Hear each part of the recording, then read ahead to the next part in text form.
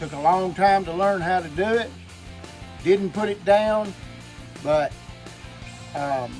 it's something that a lot of people will try, say I can't do it, can't get a bite on, and that's jig fishing. So stay with us. We're going to tackle that today. One of the best techniques, in my opinion, if not the best technique, in my opinion, in the summertime, is throwing a jig. You can fish it deep, you can fish it shallow, you can flip it, you can just, there's so many things that you can do with a jig. And I have found that through many years of doing it, throwing it, if that consistency is the key to throwing a jig. A lot of people will say, well, I can't catch anything on a jig. Well, you have to be consistent. You have to keep the rod in your hand. You have to keep doing it and learn the different situations, the different instances that you're going to throw a jig. And I guarantee you'll finally get better at it, and you'll catch bigger fish too. That's the main thing. I have found that you may not get but 4 or 5 bites in a day, but them 4 or 5 bites are going to be good ones. So let's look at a few things that I do, and different lures that I throw in different situations, and maybe it'll help you do it. First thing is what I throw it on. Summertime, I'm throwing it on a 8 1-to-1 reel. Your choice of reel, whichever one you want to do, but make sure it's a fast retrieve reel. You want to take up that line as quick as you can whenever you flip it out next to a lay down or maybe grass or whatever, and jig it a couple of times and not get a bite. You want it back in the boat right now. So you want a fast retrieve reel. Next thing is summertime, I'm throwing it consistently on 20-pound fluorocarbon. Summertime, you're throwing it against, like I said, lay downs in the weeds, against sunken rocks, all kinds. So you want a heavy-duty fluorocarbon to retrieve that jig with. Next thing is a heavy action rod. I throw this on a Falcon 7 foot. It's got a faster tip to it, but it's a heavy action rod, because when I set the hook, I jack with them. I mean, I don't have no mercy on them whenever I set the hook with a jig.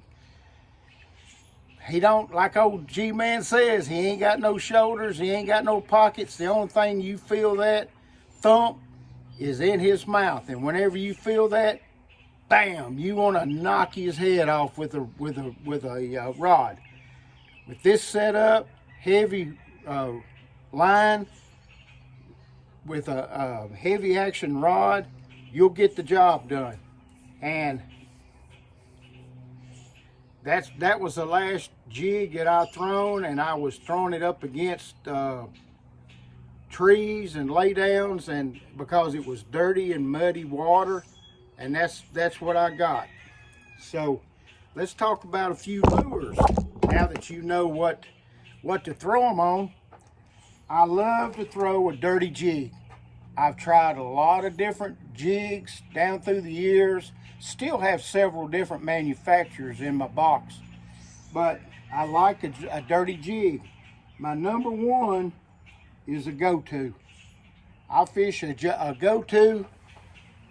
That's the color of that one. 99% of the time, in all different watercolors, you can throw that one right there and you'll get bites. Now, if the water's a little bit dingy or muddy, I'm throwing black, or I'm throwing black and blue. There's black and blue, there's solid black.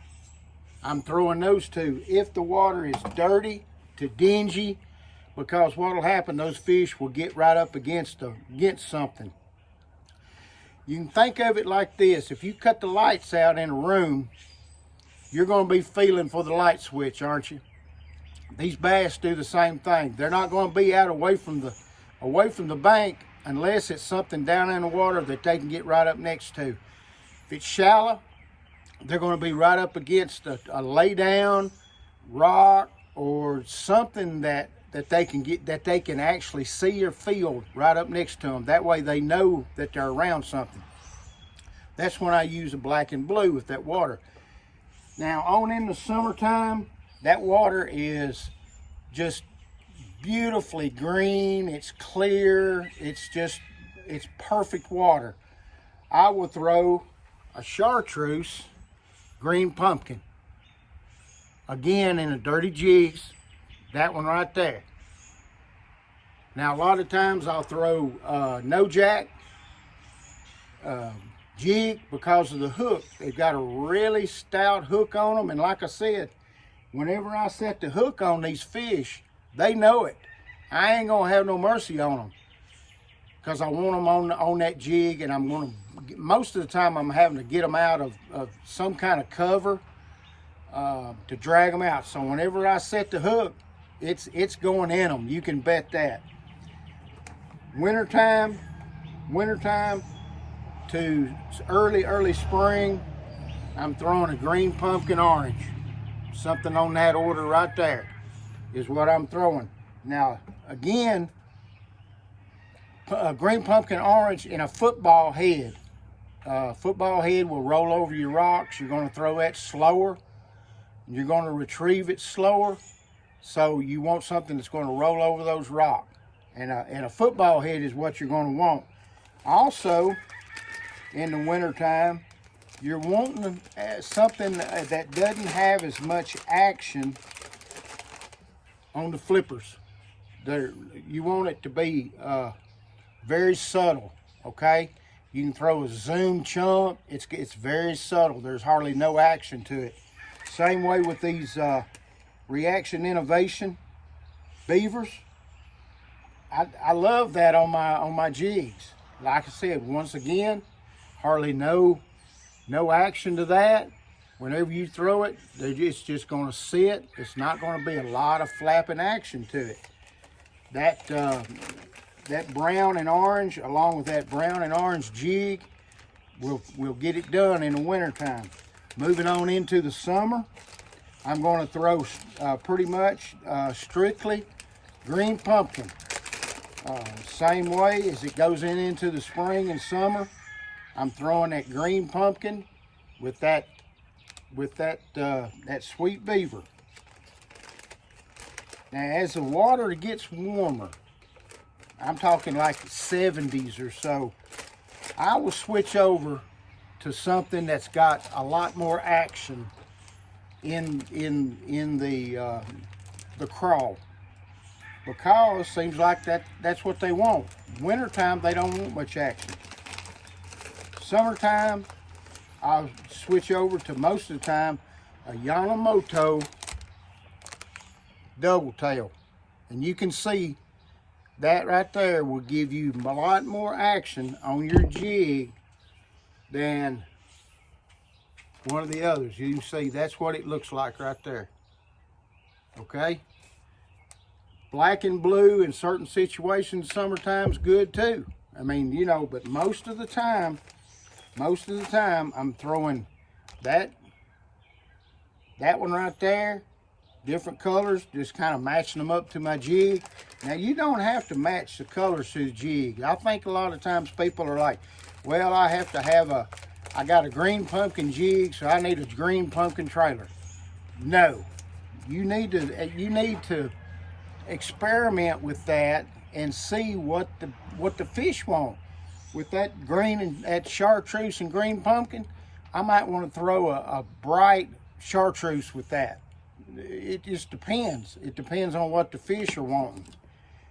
Now, I'll look at some other ones that I'll throw on there. Of course, you throw the craws.